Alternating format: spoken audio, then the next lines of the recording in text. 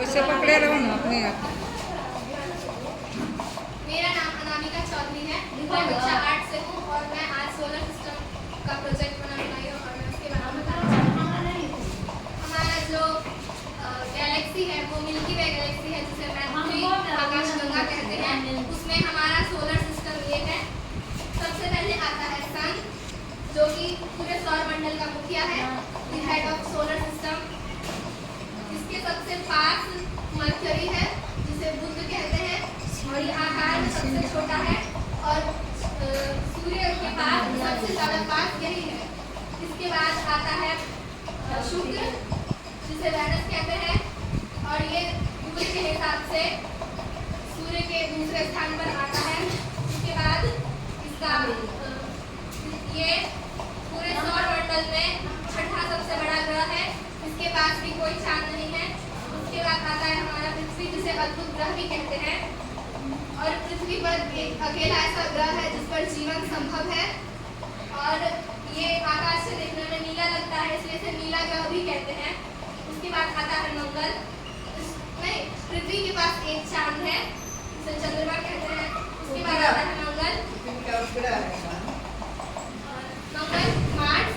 ये देखने में लाल दिखाई देता है, इसे लाल ग्रह भी कहते हैं। ये सूर्य से चौथे स्थान पर आता है और पूरे सौर मंडल में 7वां सबसे बड़ा ग्रह है। इसके पास 2 उपग्रह हैं। उसके बाद आता है एस्टेरॉयड बेल्ट, जो दो आंतरिक ग्रह और बाह्य ग्रह को दोनों भागों में बांटता है। इससे पहले जो भी ग्रह थे वो आंतरिक ग्रह थे, इसके बाद आने वाले ग्रह बाह्य ग्रह होंगे। इसके बाद आता है जुपिटर।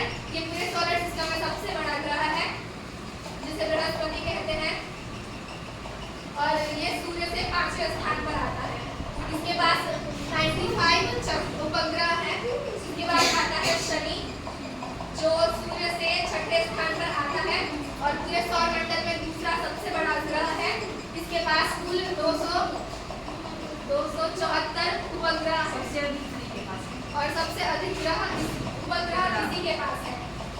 और इसके जो वलय हैं ये देखने में बहुत ही सुंदर लगते हैं, इसलिए ये पृथ्वी के बाद सबसे सुंदर ग्रह भी माना जाता है।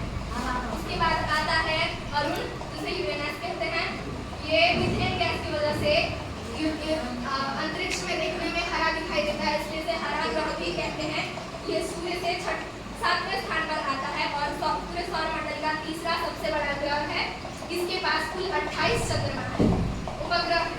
उसके बाद आता है नेपच्यून, जिसे वरुण भी कहते हैं। ये सूर्य से सबसे आखिरी स्थान पर आता है और पूरे सौर मंडल में चौथा सबसे बड़ा ग्रह है और इसके पास 16 चंद्रमा